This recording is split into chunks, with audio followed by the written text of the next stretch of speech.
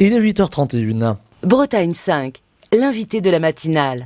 Et ce matin, notre invitée est Soisic Perrault. Elle est vice-présidente du département du Morbihan. Elle est en charge du tourisme, de l'habitat et du logement.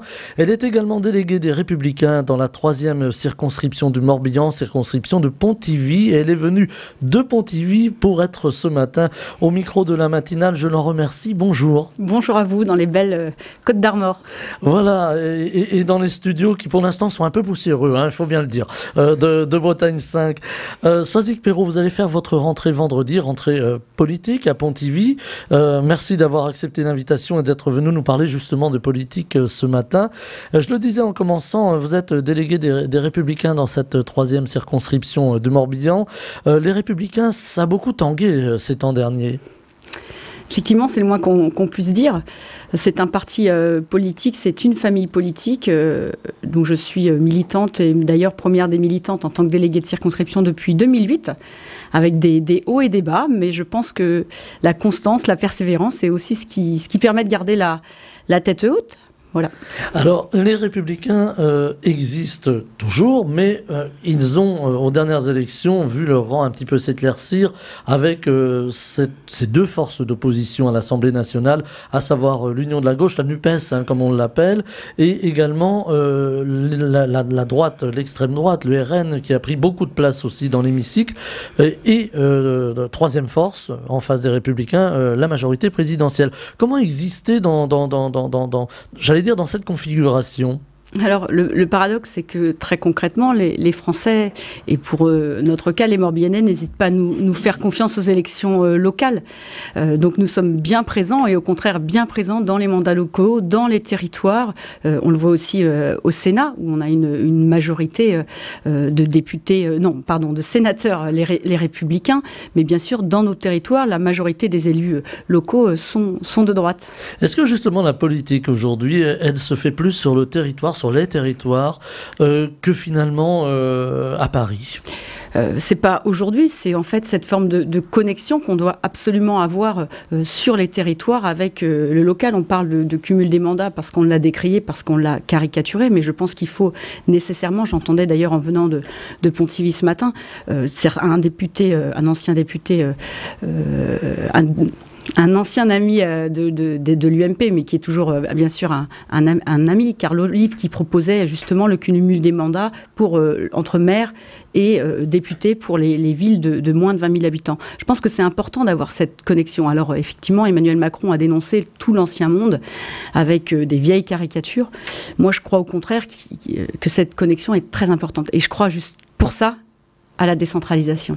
Alors on va en parler de cette décentralisation qu'on évoque depuis le général de Gaulle, donc ça ne rajeunit pas.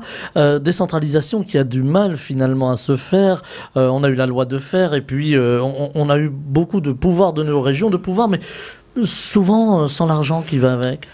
Très concrètement, la décentralisation, alors effectivement, il y a des paradoxes aussi, beaucoup d'annonces de la part du président et puis et du gouvernement, mais très clairement, sur l'ancien mandat, on a eu la perte de recettes fiscales pour les communes, même si elles ont été compensées par des dotations de l'État. On pense à la taxe d'habitation, on pense à la CVAE.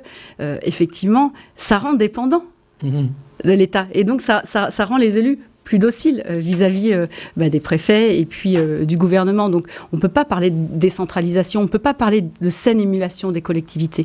Parce que la droite, c'est quoi? La droite, c'est la bonne gestion des deniers publics. On a des dépenses qui s'envolent. La droite, c'est aussi de la rigueur, c'est aussi des règles du jeu. On le voit en termes d'immigration. Et nos territoires n'en sont pas épargnés. Aujourd'hui, il faut des règles du jeu pour des personnes qui ont envie de s'intégrer, qui ont envie de réussir en France. Mais avec quelles règles du jeu? Aujourd'hui, on ne peut pas se dire... le président de la République a été élu, je respecte cette élection. D'ailleurs, je l'ai dit, je le redis, j'ai voté pour lui au second tour de la présidentielle, mais ça n'oblige pas à la complaisance et à ne pas dire ce qui ne va pas. Et aujourd'hui, la confiance, alors on entend les grands discours, et d'ailleurs, je pense qu'il y a une forme d'excellence du président dans cette partie de bien parler, de séduire, mais aujourd'hui, il y a un passage aux actes qui doit être nécessaire, et notamment sur la confiance aux collectivités. Il y a une personne qui en a beaucoup parlé, c'est le président des maires de France, David Lisnard, que je soutiens aussi dans son association Nouvelle Énergie. Je pense que c'est aussi des gens qui sont dans le bon sens, dans le pragmatisme. Alors, vous disiez à l'instant, Soisy Perrault, que la droite, c'était la bonne gestion. Quel regard vous portez sur la gestion, justement, du président de la République, du gouvernement actuel? Alors, avec des crises, on a eu la crise sanitaire, dont on n'est pas tout à fait sorti, et puis cette crise économique qui est liée à la guerre en Ukraine, qui nous tombe dessus. Il y a eu le quoi qu'il en coûte, et puis aujourd'hui, il faut aider les ménages les plus modestes qui ont du mal à s'en sortir. Quel regard vous portez là-dessus? Le regard, il est effectivement, on a subi une période sans précédent avec la crise Covid où le gouvernement est intervenu à juste titre pour soutenir bien sûr l'économie, pour soutenir les Français le plus sur le bord du chemin. Mais on est des dépenses qui sont aujourd'hui hors de contrôle, hors Covid. Hors Covid, on va arriver à un niveau de dépenses publiques qui n'est pas tenable. On entend des annonces successives. On a été 5 ans sans réforme, qui sont d'une absolue nécessité si on veut sauver notre modèle social. Je ne crois pas à la distribution. Enfin, je ne suis pas socialiste. Je ne crois pas à la distribution. Je ne crois pas à l'assistanat non plus. Je sais qu'on ne doit laisser personne sur le bord du chemin, mais il y a des réformes qui vont nécessiter beaucoup de courage et de passer des paroles aux actes. Et c'est surtout ce que je reproche dans les contradictions qu'on a entre aujourd'hui avec le président de la République. Alors les réformes, le mot est lâché, réforme du régime de retraite, réforme également du régime d'assurance chômage. Ça se fait pas sans vague, il y a déjà plusieurs manifestations, plusieurs mouvements sociaux qui sont prévus en fin de mois. Vous dites que ces réformes sont nécessaires, mais est-ce que vous les voyez comme le président de la République, comme le gouvernement veut les voir appliquées, ou est-ce qu'il y a d'autres chemins, d'autres voies? Le mal, il est connu. Ça a été une promesse de campagne d'Emmanuel Macron en 2017. C'était un sujet fort de nos campagnes électorales, nous à droite, sur le fond, sur le programme. C'est pas ce qui nous a d'ailleurs été reproché, le programme. C'est surtout l'image, ce qui nous a été reproché. Jamais le programme, parce que le fond, on a toujours cette crédibilité et ce sérieux. Moi, je l'entends sur le terrain. On ne reproche pas le programme, mais... Voilà, on a une sévérité sélective. Sévérité sélective. On a des exigences aujourd'hui avec la droite qu'on n'a pas avec aujourd'hui la majorité présidentielle. Les réformes, elles sont nécessaires. C'est une absolue, effectivement, un chemin nécessaire si on veut conserver ce modèle social. Effectivement, on doit allonger l'âge de départ à la retraite progressivement.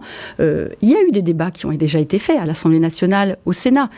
Les remèdes, ils sont connus. Et donc aujourd'hui, il nous faut juste du courage pour les appliquer. Alors la rue, c'est la France. Ça fait partie...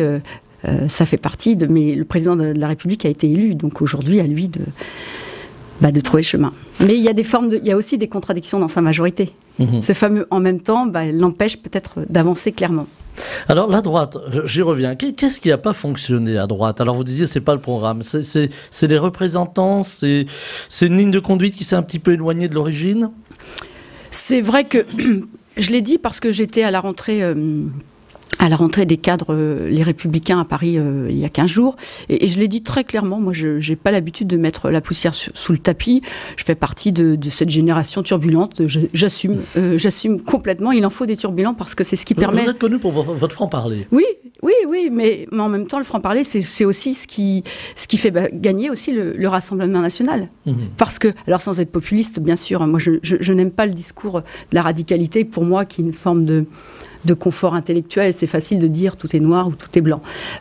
Cette radicalité-là, quand on a une expérience d'élu, pour ma part, depuis 2014, on ne peut pas avoir un discours radical. Il faut toujours trouver ce chemin. Cela dit, je le dis les choses, dans notre famille politique, on a eu un problème d'image. Mais c'est un problème aussi des partis. On a ringardisé le parti politique. Donc effectivement, on a une refondation profonde à avoir, on a un inventaire à faire, et puis pas nous enfermer que sur les questions d'identité. On est là que sur des questions d'identité, d'autorité.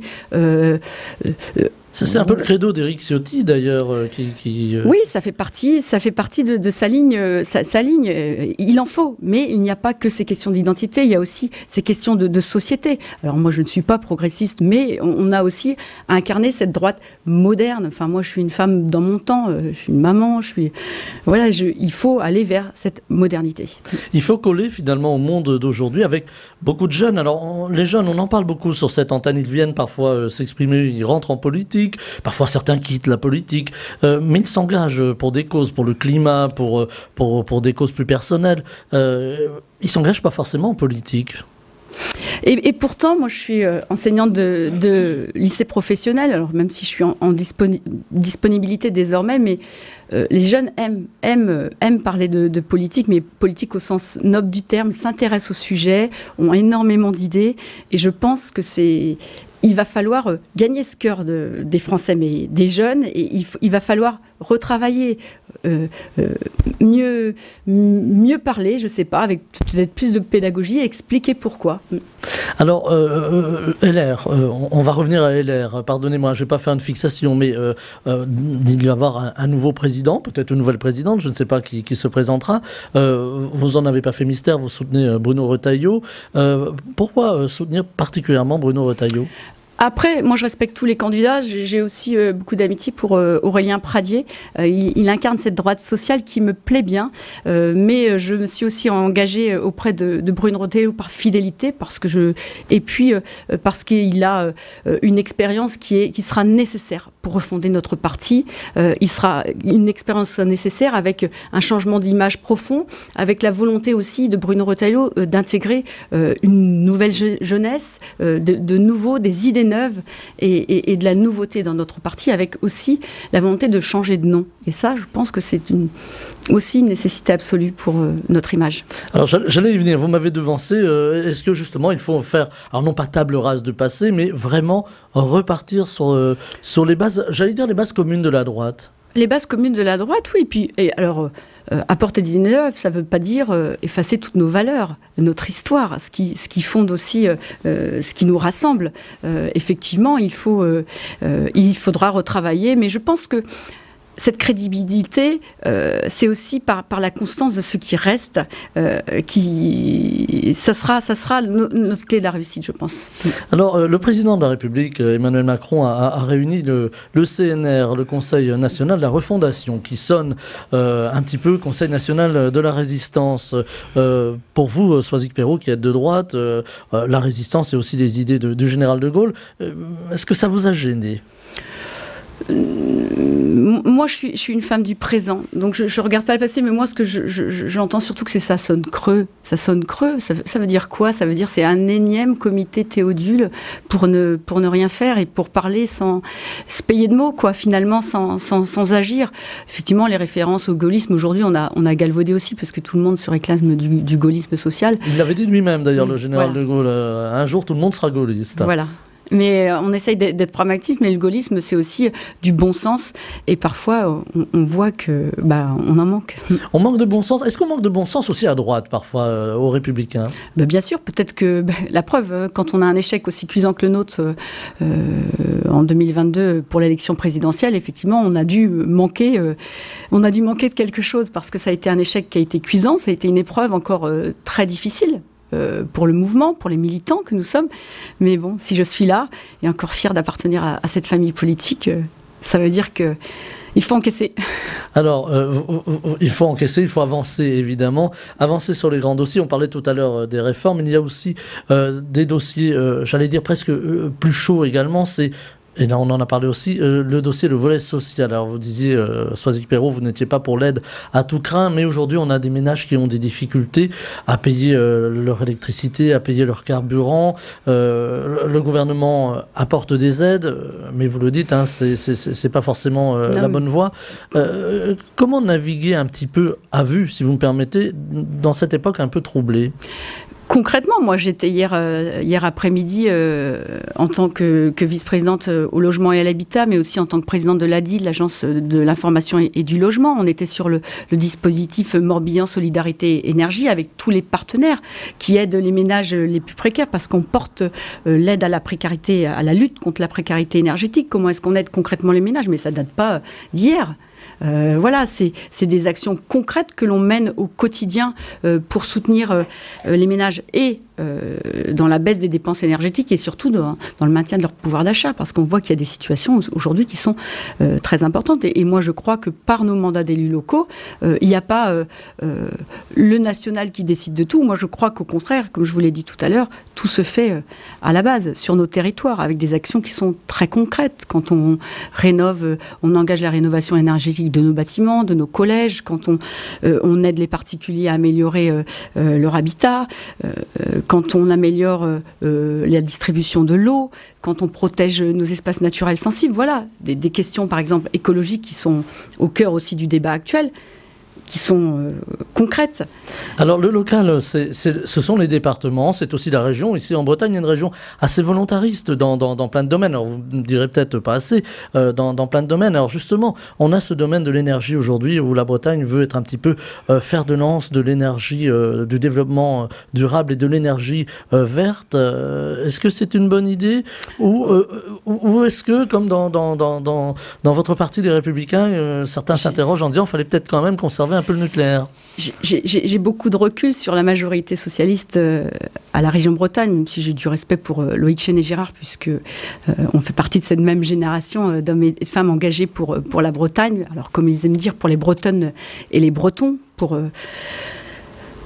tous ceux qui font la Bretagne, mais j'ai aussi, je pense qu'il y a aussi beaucoup de paroles. Je le vois d'ailleurs dans l'engagement qui est fait dans les lycées, puisque j'étais enseignante de lycée professionnel, et aujourd'hui, quand je vois les passoires thermiques, par exemple, et aucune rénovation énergétique qui n'a été engagée, clairement dans certains lycées.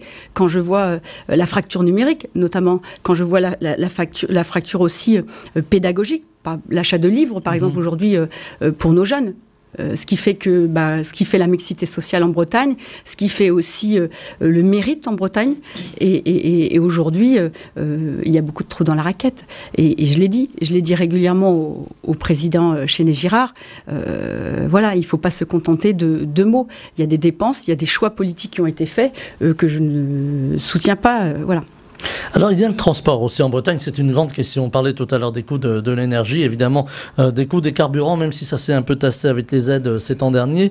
Voilà, ça ne va pas aller en s'améliorant, on s'en doute. On n'a pas assez développé le ferroviaire en Bretagne, ça a été tout un grand débat. La région, là aussi, veut s'investir dans le ferroviaire. Alors il y a encore des lignes de chemin de fer, on pense à la ligne nord-sud, Saint-Brieuc-Auray, d'ailleurs qui nous permettrait d'aller jusqu'à Quiberon avec le tire-bouchon. Ça c'est pour le côté ferroviaire de la chose. Mais est-ce qu'il faut développer réellement ces lignes de chemin de fer?